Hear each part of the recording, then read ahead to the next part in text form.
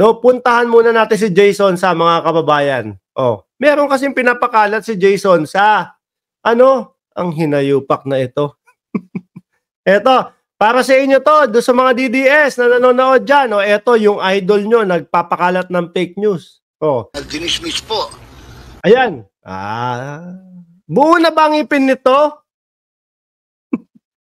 Sayang to, no? Yung dati, nung panahon ng Mel and J, itsurang maayos ito eh.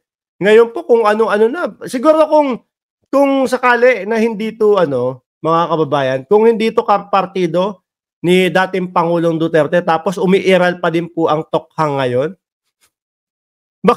Baka nasama to sa napagbintangan ho, mga bossing. Oh. Game! Kung ano-ano sinasabi mo, banat mo na yan. At gaya po ng naunang pinost namin, ay dinismiss po ng korte sa Amerika yung mga kaso, lahat po ng kaso laban kay Pastor Apollo C. Kibuloy. Ayan na. Narinig nyo naman po mga kababayan, walang putol. No? Dinismiss po ng Amerika yung mga kaso kay Apollo Kibuloy. Meron po ba kayong narinig na ganun? Ang meron po akong narinig, mga kababayan, 100% ang dinismiss pong kasong mga, yung mga, tawag dito, wait lang. Yung malalaking kaso, yung kay Dueñas, no? Leader din ng KOJC, pero hindi po yung kay Kibuloy. Pero po, dito kay Sonsa, Kibuloy ang sinasabi. Kayong mga tanga kayo, na mga DDS, inuuto na kayo, pinapainan na kayo ng mga fake news, naniniwala pa din kayo. Yan ba yung mga iniidolo ninyo? Ulitin ko ha. Oh. At gaya po ng naunang pinost namin, ay dinismiss po ng korte sa Amerika yung mga kaso, lahat po ng kaso laban kay Pastor Apollo C. Kibuloy. At lahat pa daw po ng kaso, mga kababayan, ha? Kanino po tayo maniniwala? Sa DOJ o dito kay Sonsa? Pinapaasa pa din po nila yung mga manonood nila, yung mga taga-subaybay nila na makakalabas si Kibuloy. Hindi makakalabas yan hanggat hindi tapos yung pagdinig sa Pilipinas. At panigurado pagkatapos po ng pagdinig sa Pilipinas, mga kababayan, ayun, makakabalita kayo, isang pastor ng ibang bansa. Dahil may kaso doon sa Amerika. Hindi po si Kibuloy, mga bossing. Hindi po yung mga kaso ni Kibuloy ang na-dismiss. Doon po kay Dueñas kasi nakipag-cooperate po sa Estados Unidos. Doon nga din po nalaman no? Yun din pong tao na yun ang nagsabi na ilalahad ko sa inyo na pati yung pagkakasal at pagdidivorce pinepeke. Nung kampo nila. Para daw po para saan yung pagpepeking kasal at pagpepeking divorce? Para yung taong nandun forever sigurong makapagpalimos. Di ba? Para forever silang makapagpalimos. Dollars dun ituloy ko ha. Mamita Star Talk, shoutout sa inyo. At gaya ng sabi ko kanina, magantabay lang sa mga detalye kung kaya tayo po ay sumasayang papawid.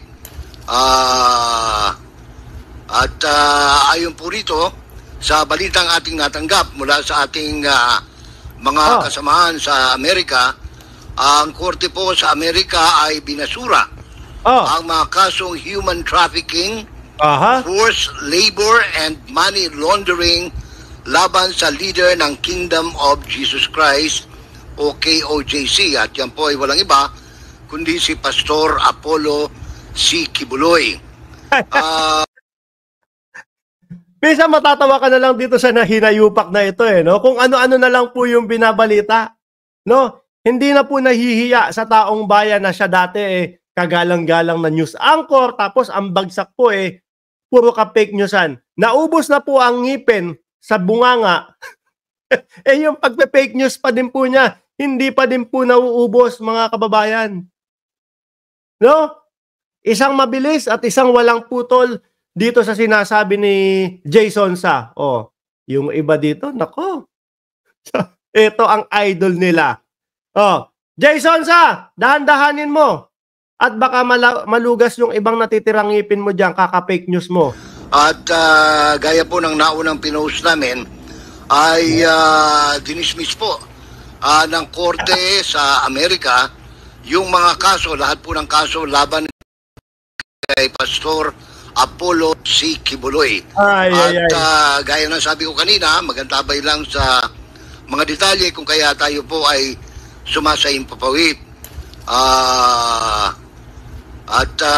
Ayon po rito, sa balitang ating natanggap mula sa ating mga kasamahan sa Amerika, ang korte po sa Amerika ay binasura ang mga kasong human trafficking, forced labor, and money laundering laban sa leader ng Kingdom of Jesus Christ o KOJC. At yan po ay walang iba kundi si Pastor Apollo C. Kibuloy. Nakakahiya ka, boss? Ano? Maipaglaban mo lang yung iniidolo mo? Oh, maipaglaban mo lang yung iniidolo mo, isa sa alang-alang mo, no? Yung kahihiyan mo sa buong Pilipinas. Wala pong katotohanan, mga kababayan, na na-dismiss po yung kaso ni Kibuloy sa Estados Unidos. Ang meron pong katotohanan, mga bossing, bumaba po yung kaso, no? Nung si Dueñas, kasi po nakikipagtulungan na sa Estados Unidos. Yun po, mga kababayan, ang katotohanan. Oh, nakakahiya dyan sa SMNI, ha? Biruin nyo, ha? Meron pa akong isang ano sa inyo. Meron pa ho akong isang example sa inyo na sinabi nilang ka-fake newsan din. Nung panahon, nung sa Bulacan, mga boss, di ba, kainitan nung maisog nila nun eh. No? Meron pa ba maisog? Meron pa maisog ngayon? Wala na. Kainitan po, mga bossing, nung maisog nila nun. Aba, di ano, hindi sila pinayagan nung mismong lawyer nung private property na inupahan nila. Sabi, hindi kayo pwede dito. So ngayon, mga kababayan, nagpasugod daw o nagpadala daw po ang gobyerno, no, ng 300 na tao na hinarang daw po sila. Ayan po, alam ni Sir Raygor Adventure, no? Aba, hinarang daw po sila ng 300 katao. Si Roque po yun. Si Roque, si Baduy, at saka si Eric na NPA, dating NPA, kaya nga po marunong silang magsunog-sunog doon sa KOJC eh. Di ba? Meron daw 300 katao, inarmasan daw po ng pamukpok ng gobyerno. Sabi ko, bakit nasaan yung patunay nyo? Di ba SMNI kayo? Oh, di ba lagi kayong may mga dalang camera? Bakit hindi nyo man lang binidyuhan? Di ba? Sabi ni Tres Islas, si Dueñas lang ang gumagaan ang kaso niya. Pero si Kibuloy, mas lalong bumigat kasi dinidiin ni Dueñas si Kibuloy. Yan po ang katotohanan. Yan po ang tama. No? At dyan po, malamang madagdag pa din po dyan, mga bossing, yung pamemeki nila ng kasal at pamemeki nila ng divorce, mga kababayan. At mukhang meron silang susunod na kakaharapin pa sa Pilipinas. Ayun, yung pakikisali nila doon sa partido ng WPP.